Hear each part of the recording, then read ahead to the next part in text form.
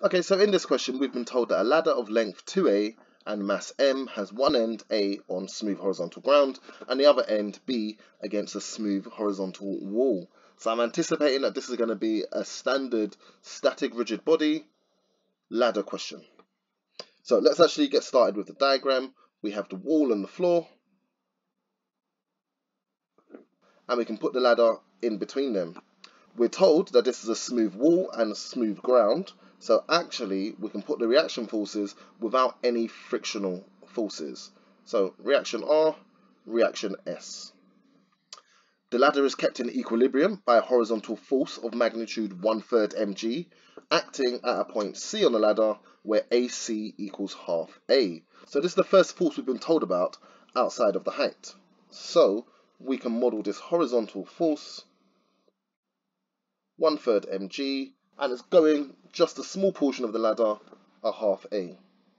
We're told the angle between the ladder and the vertical wall is theta, and we're asked to model the ladder as a uniform rod.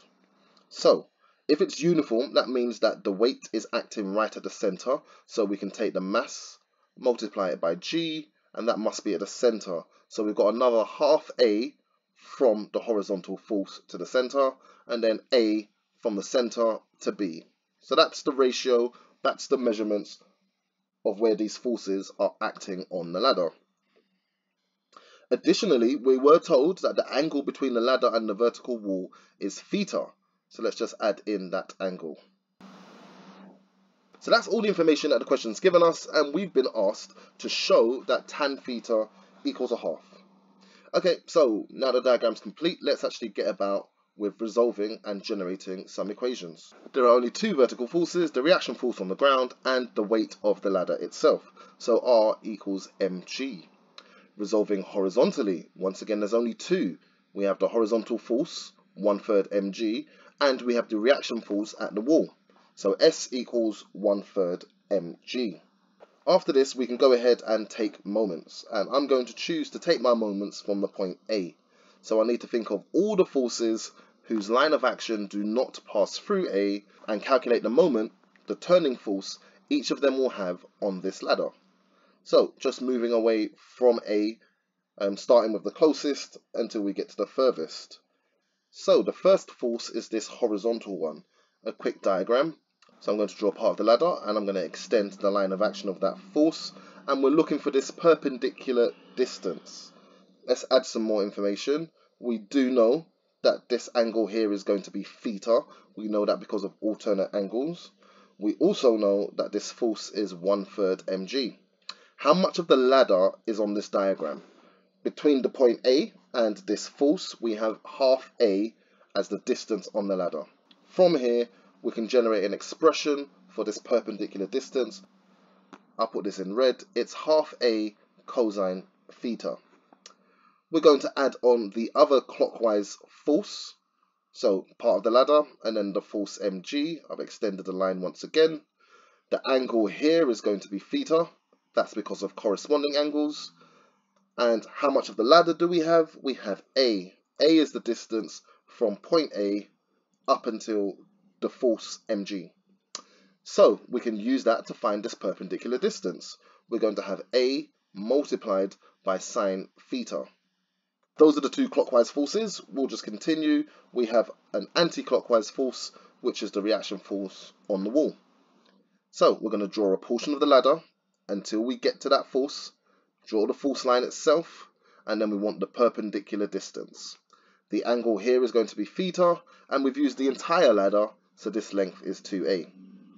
From here, the perpendicular distance is going to be 2a cosine theta. Okay, now we have all that information, we should be able to put together an accurate moments equation. So for each of these, I'm going to take the force and I'm going to multiply it by the perpendicular distance. So it's a black annotation that I've got on the force arrow multiplied by the red annotation that I've got on the dashed perpendicular distance. So we're going to get 1/3 mg multiplied by half a cosine theta. We're going to get mg multiplied by a sine theta, and we'll get 1/3 mg multiplied by 2a cosine theta. From here, before I carry on, I can see that every single one of these terms has an M, a G, and an A. So the first thing I'm going to do is to cancel each of those out. And that gives a much simpler expression. 1/6 cosine theta plus sine theta equals 2/3 cosine theta. I'm going to multiply by 6 to eliminate all of these fractions, and that gives me cosine theta plus 6 sine theta equals 4 cosine theta. I'm looking again to what we're meant to be showing. We need to show that tan theta equals a half. Now I've got the sine and I've got the cosine. If I can take this next step to simplify, I can start to see where it's going to come from. So 6 sine theta equals 3 cosine theta. Sine divided by cosine, 3 divided by 6. This is where we get the half from. Sine theta over cosine theta is tan. So here already we've shown that tan theta equals a half. So starting with a well-produced diagram and going through the 3 strategies we would usually use: resolving vertically, resolving horizontally, and then taking moments. I've used these small diagrams just to show exactly where the values are coming from. If you're unsure what values to use, make sure you're producing these diagrams as well. That ensures a correct moments equation, which is the only way you would get to this final answer correctly.